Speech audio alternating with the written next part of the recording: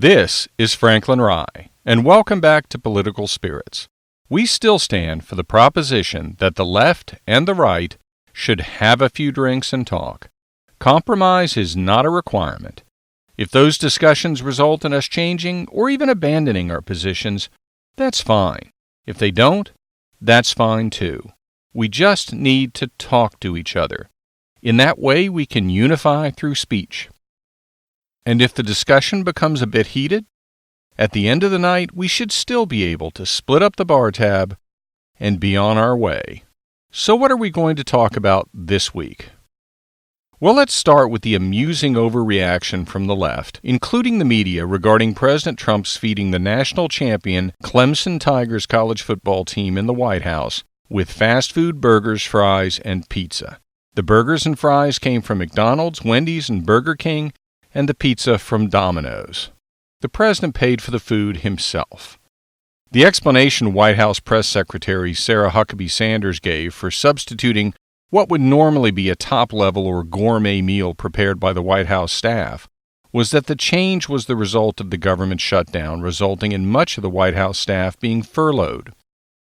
The New York Times, in an article by Daniel Victor dated January 15, 2019, entitled "White House Welcomes College Football Champions with Fast Food Buffet," took the opportunity to note the dinner, quote, promoted cuisine which nutritionists warn is high in calories, fat, and sodium, and that increases the risk of cardiovascular and other diseases. The article also points out the president's affinity for fast food. My response to the specific point regarding calories is that the president was serving some of the greatest athletes in the entire country, who engage in training regimens which burn so many calories that this meal might have been a light outing by their standards. Other media publications took the opportunity to criticize the president for the evening, including repeated criticism of promoting consumption of fast food and criticism that the meal was not at an appropriate level for entertainment of a national championship team. One commentator, Molly Karim of ESPN, actually went so far as to imply that the president's decision to serve fast food at the event may have been motivated by racism. Okay, this has officially gone way beyond ridiculous.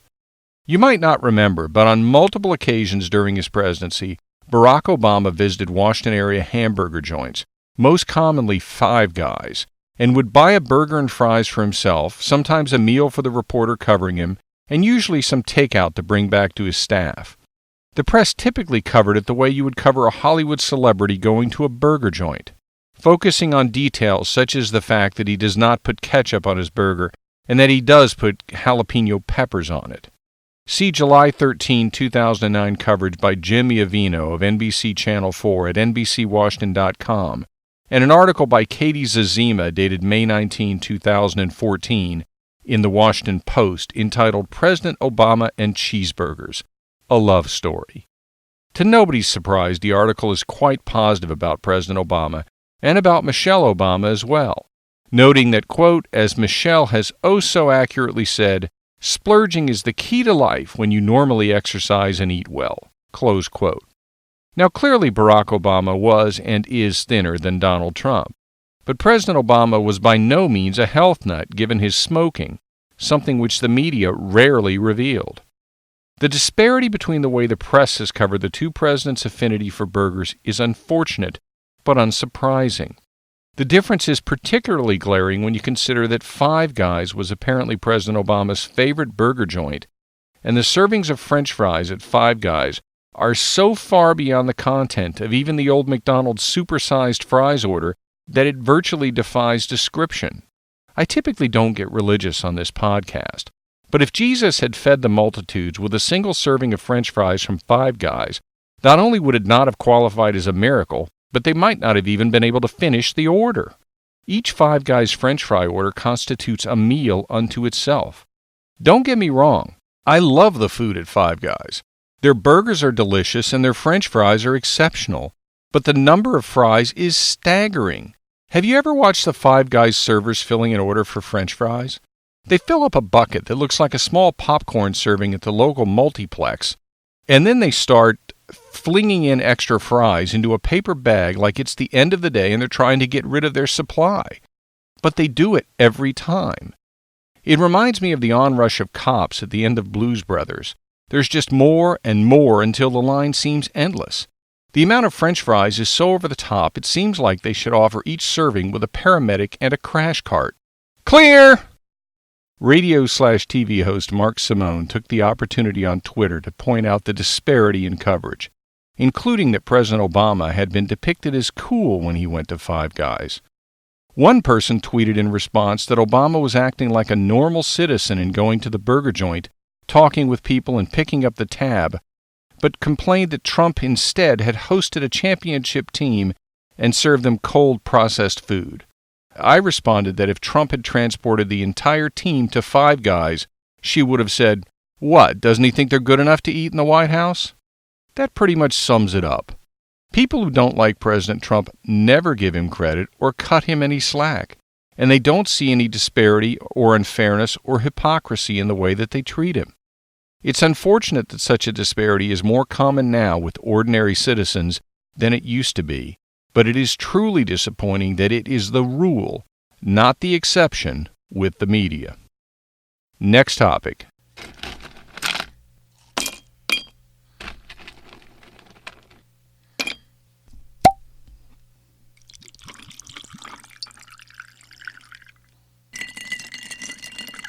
Gillette and toxic masculinity. 5 days ago, Gillette, the razor company, released an ad which it described as a short film, which was 1 minute and 48 seconds in length, and entitled, "We Believe the Best Men Can Be." Rather than a depiction of shaving or a depiction of the quality, features, or price of their razors, the ad was a depiction of all sorts of misconduct by males, delivered with the message that men need to be proactive in pushing other men and boys to behave better. Well, who could object to that? Well, I suppose nobody, if there were ads all over the place encouraging every other demographic group to be more proactive in encouraging fellow members of the group to behave better. But that never happens. Frankly, I'm sick of males being singled out for the message that masculinity is toxic. Where are the ads telling females that they must be nicer to each other? Have you ever seen the way that teenage girls sometimes treat each other? The psychological bullying can be so over the top that it sometimes seems like the movie Mean Girls was a documentary. I'm a father. I've raised both genders. I've seen it, and I know that other parents out there have as well. You think we're going to see a women's razor company pointed out in an ad? I don't think so. What I'd like to see is Gillette stick to ads talking about its razors. But maybe that's the problem. They've added so many blades to each razor that if they add any more, it'll be like trying to turn a semi-truck around the contours of your chin.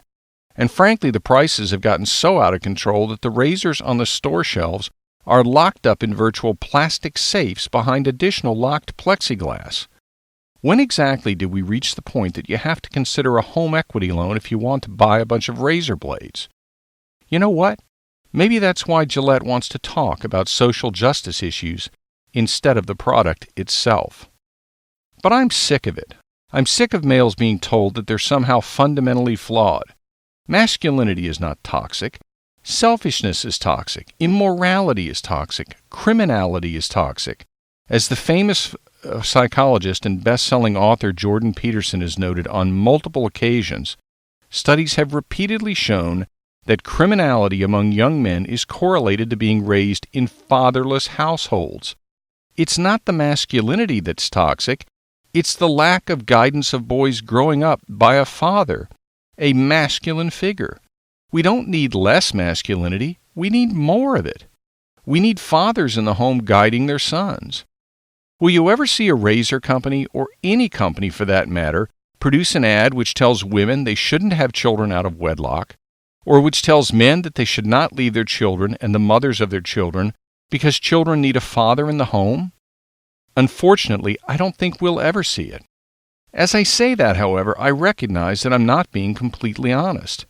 I don't really want to see that ad from a razor company or any other company. And I definitely don't really want to see more social justice-oriented ads from companies like the one which Gillette just released. What I really want to see is companies touting their own products and services. I don't want to see companies running ads that talk about social and public policy issues rather than their own goods and services. The reason is that if there's anything that the last 20 years or so has taught us, it's that companies do not present a balanced social vision. They're currently dramatically to the left in their views on social issues, as I've noted previously, either because of fear of the left-wing outrage mob or because their leadership is simply disproportionately Democrat. I don't want to see the revenue generated by companies from customers with all sorts of political views, especially when those companies are publicly held, being used for ads which tout a particular political view which does not actually advance the company's revenue or financial status. And that is my belief regardless of whether those particular political views are on the left or on the right. Leave that as the province of the political parties and the candidates and the interest groups actually pursuing those issues, so that the rest of us can buy our razors or cereal or clothing or shoes or whatever, knowing that our money will be used to make more razors or cereal or clothing or shoes or whatever, not to try to convince us and our fellow Americans of the truth or advisability of a political position or social view with which we disagree. Next topic.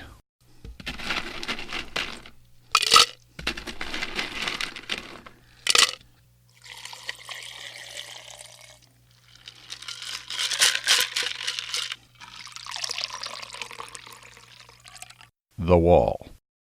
Have you noticed that Democrats keep talking about border security, but not talking about a wall or barrier, other than to say that they're not going to fund one? So if border security doesn't consist of a wall or other physical barrier, of what does it consist? Well, perhaps some additional border agents, although that certainly seems to conflict with the proposals to abolish ICE that we are hearing from many Democrats. I suppose it could consist of some additional surveillance, whether by drones or otherwise, or perhaps some sort of electronic sensors. So what's the difference between that sort of border security versus a wall or other physical barrier? Well, the difference is that the wall or physical barrier is intended to prevent illegal entry into the country, and, if maintained, should in fact prevent illegal entry into the country in the locations where it's erected. Will it stop 100% of the flow? Of course not, but it will stop a lot of it. So what does border security, which doesn't consist of a wall or other physical barrier, accomplish? If it functions, it lets you know when people have illegally entered. It doesn't stop them from doing so. So what does that accomplish? Well, not much, because as we all know, our immigration facilities and courts are overwhelmed. And when illegal immigrants are released with an order to return for a court hearing, the vast majority of them never show up for the hearing. They simply disappear into the country, and large numbers of them are presumably competing with other unskilled American citizens and legal immigrants for low-paying jobs, thus depressing wages which have been stagnant for years, to the detriment of the American citizens and legal immigrants who can least afford it. So what does that get the Democrats? We all know the answer. To the extent that illegal immigrants are wrongfully voting, it gives them votes now. To the extent that illegal immigrants are allowed to become American citizens, it will disproportionately get Democrats votes in the future. Bottom line, they're importing voters. It's deeply disturbing to me and to many others that the party apparently sees its future requiring the illegal importation of votes to win, rather than convincing those here legally, who are citizens, to vote for them, and those here illegally who are not citizens to follow the process and become citizens and vote for them. There are some recent polls indicating that support for Donald Trump is actually increasing among Hispanic voters. Frankly, if Hispanic voters and African American voters who are towards the lower end of the economic spectrum thought it through carefully, they should all support President Trump and the Republican Party, because illegal immigration hurts them the most and the most immediately. While there is some indication of increasing Hispanic support for Trump and of increasing African American male support for him, I'm still skeptical that he'll receive anywhere near the support which he should. Incidentally, with regard to the fight over the government shutdown, which is of course the result of the fight for funding for the wall, I should comment on the recent tit-for-tat regarding the State of the Union address and the postponement of the congressional delegation trip overseas on military aircraft. As you may know, Speaker of the House Nancy Pelosi advised President Trump by letter dated January 16 that the State of the Union scheduled for January 29 should be postponed, purportedly because of security concerns arising due to a lack of funding of Secret Service and Homeland Security during the partial government shutdown.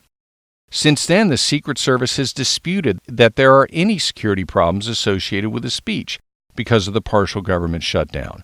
But regardless, Speaker Pelosi has not rescinded the letter. So how did President Trump respond? Well, on January 17, he advised Speaker Pelosi by letter that the congressional trip to Brussels, Egypt, and Afghanistan, which was to be taken on military aircraft, was postponed due to the partial government shutdown. President Trump referred to the trip as a, quote, public relations event, close quote, and said that of course it was Speaker Pelosi's prerogative if she wished to use commercial aircraft to make the trip. Some have said that the president's action was petty and beneath the office of the president. I disagree. His predecessors, such as George W. Bush, for example, may not have taken such an action, but he is not them, and I believe that he was elected to take precisely these sorts of actions. Especially in the latter part of his presidency, George W. Bush stopped fighting back. It was apparent to everybody throughout the 2016 campaign that the nature of Donald Trump is to fight back. The people that voted for him expected him to do so. In that respect, just as he has set a new standard for fulfilling campaign promises by fighting back, including in a way which much of the press and even some Republican officials consider to be petty or below the office of the president, he is also doing exactly what he said he would do. Moreover, by preventing Speaker Pelosi and other members of leadership from taking the trip in the near term, he forced them to stay in D.C., so that they wouldn't have the excuse of being overseas to explain why they weren't in negotiations with the president to resolve the partial government shutdown. So what should President Trump do about the State of the Union address? Some have stated that it's a good thing that Speaker Pelosi advised that the delay is needed and instead suggested that the president might simply submit a written statement. They've suggested that the event is overblown and it would be a good thing if it didn't occur. I think simply submitting a written statement would be a bad idea, in part because it would look like President Trump was caving in to Speaker Pelosi, and in part because he would be giving up an opportunity to pound on Democratic leadership for their extreme flip-flop from their prior support for border fencing, especially before the Obama presidency, but even to some extent during that presidency. Even as some polling has shown President Trump's approval numbers falling, it has also shown that support for a wall on the southern border is rising. As a result, I think that we may be misreading the poll results. I think it's quite clear that there's a very substantial number of people who don't like the way, or who are uncomfortable with the way President Trump handles himself. But often when the polls focus on specific policy issues rather than the personality or conduct of the president, his positions either do better in the polls or, in the case of the wall, are increasing in their performance in the polls. The political commentariat seems obsessed with Donald Trump's personality. And with a personality as unusual as his, I suppose that's understandable. But the voters don't necessarily vote for president based on personality, at least not entirely based on personality. If the Democrat primaries result in a candidate far to the left, voters who may not particularly like President Trump's personality may be left with no choice but to vote for him to avoid a president uncomfortably far to the left.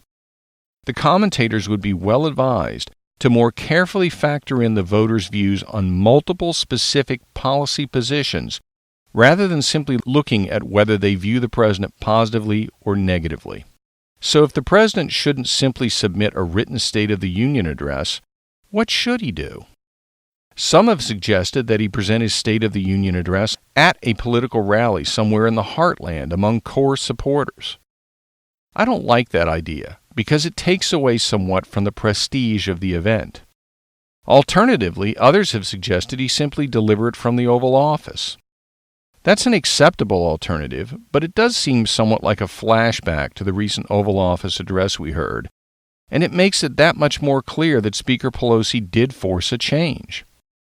Others have suggested that it be delivered on the border, with large numbers of family members present who lost loved ones to criminal conduct by illegal aliens.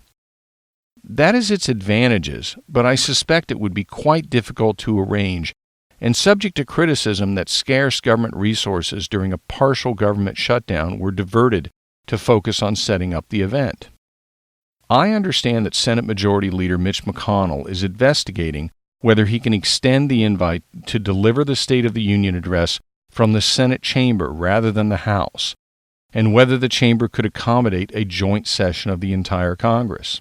Even if he determines that it can accommodate the entire Congress, my suspicion is that Democrat members on the House side, and perhaps even on the Senate side, would not attend. Moreover, on the House side, if she can figure out a way to do it, I wouldn't put it past Speaker Pelosi to schedule some event in the House chambers requiring House members to participate in that chamber in conflict with the State of the Union address. Notwithstanding those potential problems, holding the speech on the Senate side is the one that I find the most attractive. It would present a setting with substantial pomp and circumstance. If the Democrats choose not to attend, it will just make the president's points seem more supported because the applause will be consistent and uniform. It's not perfect, but if it can be accomplished logistically, it's the best option. I'll continue to make Political Spirits one of your options for political news and opinion. Thank you for exercising your option to listen. I look forward to speaking with you again next week. Until then, be sure to tell your friends about Political Spirits and follow me on Twitter at Franklin Rye. This is Franklin Rye. Thank you for listening.